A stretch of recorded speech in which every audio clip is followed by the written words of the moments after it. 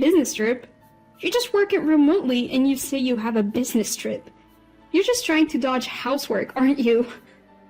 It's not like that. I really have work to do. Don't talk back. Just listen to your husband. A year into my marriage with my husband, he never recognizes my freelance work. Worse yet, he verbally abuses me, treating me like a mere housekeeper. I'm the one supporting the household, even paying the rent, but he uses me mercilessly without a shred of gratitude. At this point, I can't just stay quiet. I'll turn the tables and use my husband's threats of divorce papers to my advantage. With the image of his frantic scrambling in my mind, I headed for my business trip. My name is Maya, a 29-year-old employed by a publishing company. My husband's name is Bill, 5 years my senior at 34.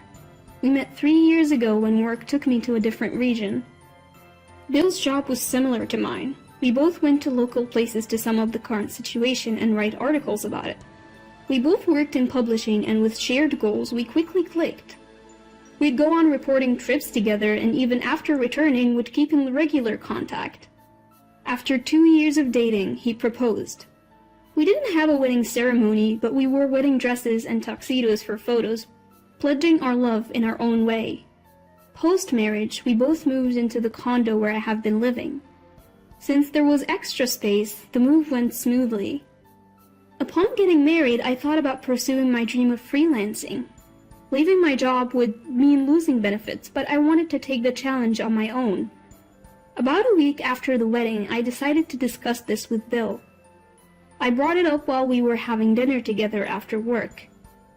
Hey Bill, I'm thinking of quitting my current job at the publishing house. What?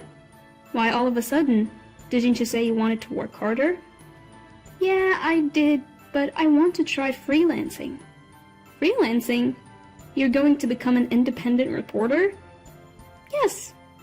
I want to work freely without being constrained by the company's policies. I candidly shared my genuine feelings.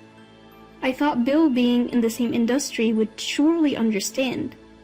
But then, what came out of my husband's mouth wasn't encouragement, but mockery. Piffed. Independence? Really? Come on. You know that's not gonna happen. Why?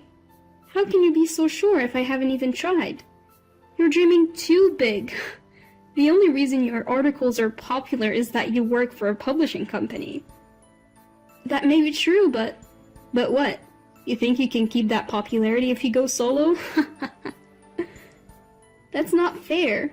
Look, you're not cut out for this. We're married. Focus on housemaking, not your career. As he ate the dinner I made, he spoke those cruel words as if they were nothing. I was infuriated. Today, even his comments on the taste of the food bothered me. I tried to persuade him more than once, but he was unyielding. He even threw harsh words like, "You can't do it. It's a waste of time." Yet, I didn't plan on taking this lightly either. If I gave up on my dream now, I'd regret it for sure. So I ignored his words and decided to go for it. I submitted my resignation and ventured on a path as a freelance reporter. That night, after quitting my job without telling him, Bill erupted. "What the hell? Didn't I tell you not to quit?" "I'm sorry, but I just can't give up. What if this jeopardizes our finances? Can you take responsibility?" "Well, about that..."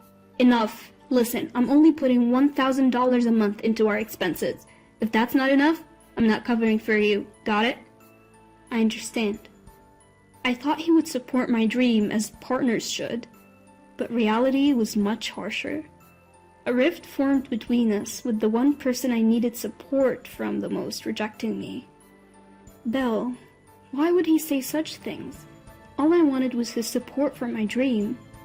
Was it naive to expect complete understanding just because we're married? It's painful, but I can't give up my dream here. I have to succeed now more than ever because I chose to act against his will. I strengthened my resolve. His verbal attacks and pressure intensified over time. He started berating not just my work, but me as a person. When I came home even a little late, he would get furious. "What time do you think it is? It's past 7 p.m. "I'm sorry, traffic was bad." Didn't I always say to be back by 5? No dinner ready when I get home. That's unacceptable. I'm sorry, I'll make it right now. I already ordered delivery. Expect a bill for that later. Staying overnight for field reporting was an absolute no-go, thanks to my husband's rules. So I had no choice but to limit my reporting to places I could visit and return from within the same day. But sometimes interviews take longer than expected or traffic just doesn't cooperate.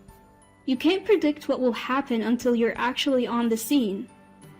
My husband insisted that I be home by 5 p.m., but that's not always doable, given how weather or unforeseen circumstances could throw a wrench in the works. That being said, confronting my husband head-on was not an option. He goes to a physical office every day and works his tail off while I have the freedom to work remotely unbound by organizational rules. I guess he couldn't stand that our working environments were so different. Understanding his feelings, I always tried not to provoke him, but I kept striving in my career as a feature writer. Initially, I submitted articles to various platforms on a freelance basis and got paid per assignment, but eventually I started getting direct commissions. I even got requests to start a blog, so in addition to feature writing, I began blogging too. My income skyrocketed as a result. Before I knew it, I was earning roughly 3 times what I made as a salaried employee. Some months, I even pulled in more than $10,000, providing more than enough for our savings. Even after achieving a stable monthly income of $10,000, I kept it a secret from my husband. I knew he'd flip if he found out I was freelancing and making more money than him. A year into our marriage, his attitude hasn't changed. If anything, it's gotten worse, and our conversations are practically non-existent. Instead, he increasingly berates me. Then, one fateful day. On a rare day off, I bought some clothes from a luxury store. When I got home, my husband glared at the shopping bags and sneered. "You can barely bring in any money and you're out shopping like it's nothing. Do you even know your place? I earned the money myself, so why can't I spend it?" "Huh, really? Aren't you using the $1,000 I give you every month?" "That's not it. That $1,000 can't even cover rent. Why would I touch that?" "Did you just call me low income?" "No, nobody's saying that." Suddenly, he hurled his beer can at me. It narrowly missed me but spilled all over my new clothes. "What are you doing?" Fuming, he shouted back. "I give you $1,000 every month, okay? You should be grateful." "Grateful? The missing rent and all the other bills are paid from my earnings. You must be dipping into your savings, right? There's no way you're making more than me." "Believe what you want, but I'm not burdening you, not in the slightest.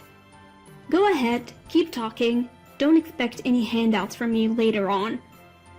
My husband threw a can and sneered at me, not even bothering to apologize. I felt like I was reaching my breaking point with him.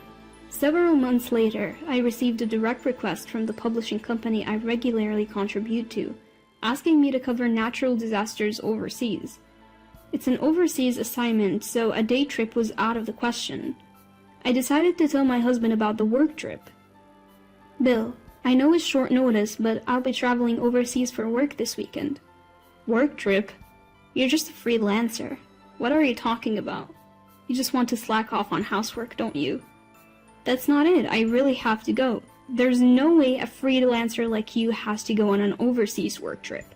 How could you lie like that?" "It's not a lie. I was directly asked by the publisher." "Don't talk back. Just listen to your husband." As if I were the one being unreasonable, my husband continued to berate me. Fed up with his irrational behavior, I glared at him. Finally, he spoke, clearly irritated. "Do you even know your place? You're just a reporter in name only, practically unemployed, and yet I still stay married to you." "Stay married to me?" "Yeah, you wouldn't survive without me. If you have a problem with that, let's divorce." My husband pulled out divorce papers from his suit pocket and tossed them in front of me. That was the moment. A vein in my temple throbbed, and a rage I've never felt before consumed me. I can't take it anymore. I absolutely refuse to stay married under these conditions. From now on, I'll use him to my advantage. My husband always threatened me with divorce papers whenever he was displeased. Until now, I'd always apologized because I didn't want a divorce, but I realized that wasn't necessary anymore. I filled out the divorce papers and submitted them while he was out. I also arranged to terminate our condominium lease at the end of the month. Furthermore, I moved up my overseas work trip and headed to my destination that day. I didn't tell my husband anything and kept my messages and call notifications off. Having finished all my work, I returned home after 2 weeks abroad. The time was already past 8 p.m. and the lights were on in the house. I didn't want to see him, but I had no choice but to go home. Taking a deep breath, I opened the front door.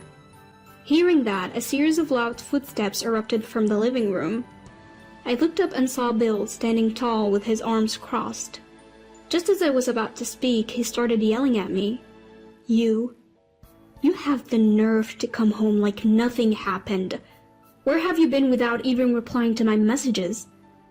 I told you, remember? I was on a business trip abroad. Business trip? Business trip? Seriously? As if someone like you, who occasionally works remotely to write boring articles, could ever go on a business trip. I told you, I got an assignment from the publishing company. I even got paid for it this time. Paid? What did you get, like $10? What a fool, spending money on transportation to go abroad just to make $10.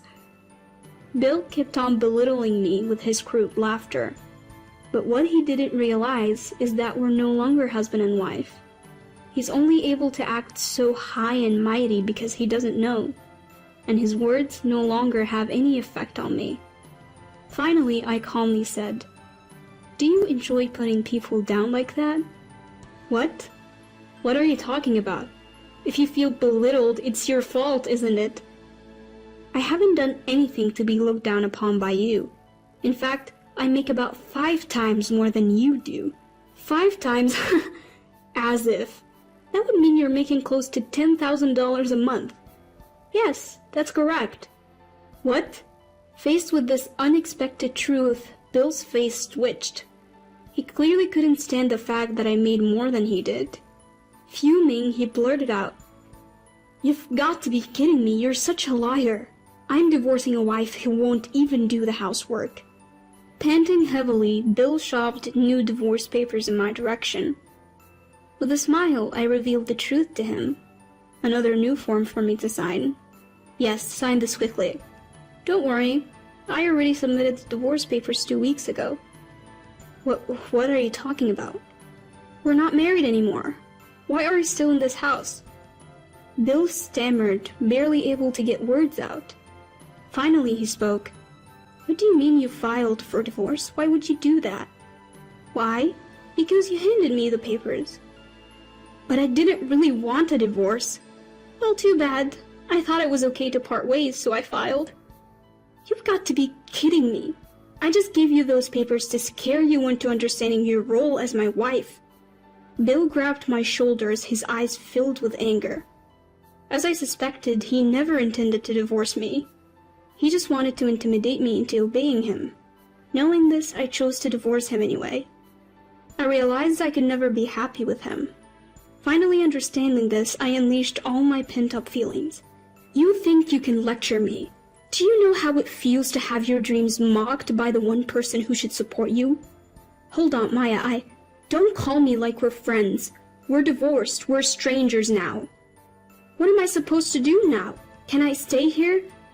"This is my condo. You're essentially trespassing. I never want to see you again. Leave now."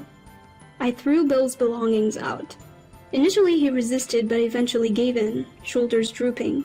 After that, Bill called his parents and apparently moved his stuff to their place. However, due to the circumstances, they refused to let him stay and told him they wouldn't help him financially. As a result, he had no choice but to live on his limited income and move to a cheap apartment far from his workplace. He can't spend money like he used to, and just getting by has become a struggle. His savings have run out, and now he's living a dull life just trying to save money. As for me, I've signed a lease on a different condo and started living alone. The move went smoothly, and now I'm enjoying my work in my new home office. Thankfully, my articles are getting featured on major online platforms. The blog I started on recommendation has also become a good source of income as the number of visitors kept increasing. I plan to continue doing what I love, writing great articles and covering stories from places that interest me. I want to keep my current job, but do it in a way that's sustainable for me.